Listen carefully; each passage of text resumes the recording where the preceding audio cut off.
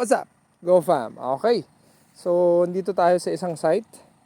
And kung mapapansin nyo, Go fam, merong mga ganyan na ayan oh. Kasi nga, yung window nung dapat pag-spray natin ng herbicide, wala na kasi nga, dire-diretso ang ulan. At saka yung ulan, hindi pa, alam mo yun, meron pang malalakas na hangin. So, nag-cause siya ng fungus. Okay, yung iba hindi yun fungus, yung iba naman damage lang talaga sa dahon na alam mo yan, pag humangin nagkikiskisan yung mga dahon, yun parang namumula. Okay, yung iba naman talagang cause niya fungus talaga. Okay, kunwari parang ito siguro yan. Okay, ayan. So ang gagawin nyo pag ganyan, Go Fam, kasi madami nagme-message sa akin. Okay, is unang-una kailangan nyo i-drain yung tubig. Tapos pangalawa, mag-spray po kayo ng fungicide. Lagay ko na lang sa comment section kung ano yung pwede nyong ilagay.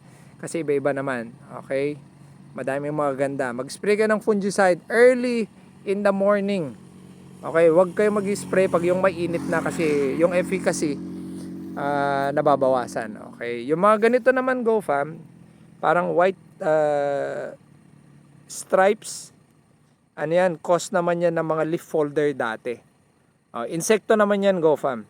Okay, so pag ito fungus or damage dahil sa malalakas na hangin, okay, or yan naman is insect. Okay, meron din nagko-cause ng ganito yung bacteria kapag meron ka ng mga sucking insect kagaya ng mga BPH, mga hoppers.